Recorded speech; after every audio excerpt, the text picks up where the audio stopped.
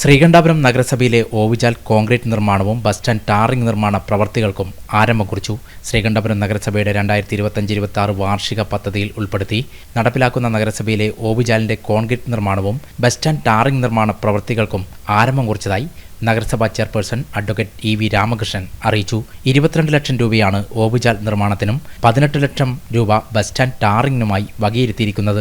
ഹംസ, ശിവദാസൻ എന്നിവരാണ് വർക്ക് ഏറ്റെടുത്ത് നടത്തുന്നത്.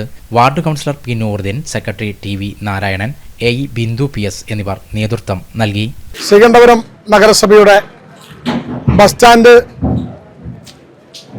റീടാർ ചെയ്ത് നവീകരിക്കുന്നതിന്റെ ഭാഗമായി നഗരസഭയുടെ അധീനതയിലുള്ള ഈ ഓട കുറേ നാളുകളായി അടഞ്ഞു കിടക്കുകയാണ്. അതുകൊണ്ട് തന്നെ ടൗണിൽ ദുർഗന്ധം വമിക്കുന്ന ഒരു സാഹചര്യമുണ്ട്.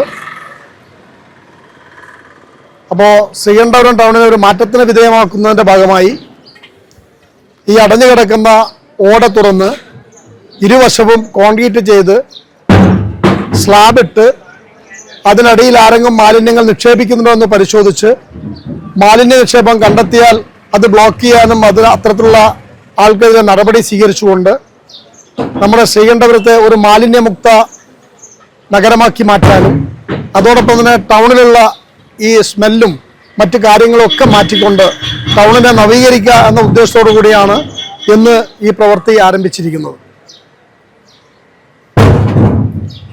നമുക്ക് ഓടയുടെ നിർമ്മാണം ദ്രുതഗതിയിൽ ആരംഭിച്ചാൽ മാത്രമേ ബാക്കിയുള്ള ടാറിംഗ് പ്രവൃത്തി ആരംഭിക്കാൻ പറ്റൂ. ടാർ ചെയ്ത് ഓട പൊളിക്കുന്ന ഒരു സാഹചര്യം വന്നു കഴിഞ്ഞാൽ വീണ്ടും അത് ആ ടാർ ചെയ്തതിൻ്റെ ഗുണം നമുക്ക് ലഭ്യമല്ല എന്നുള്ളത് കൊണ്ടാണ് നമ്മൾ ആദ്യം എത്രയും പെട്ടെന്ന് ഈ ഓട നവീകരിച്ച് അതിൻ്റെ പണി പൂർത്തിയാക്കി എത്രയും പെട്ടെന്ന് ഇവിടെ ടൗൺ റീടാർ ചെയ്യുന്ന പ്രവൃത്തി ആരംഭിക്കുമെന്നാണ് സൂചിപ്പിക്കാനുള്ളത്.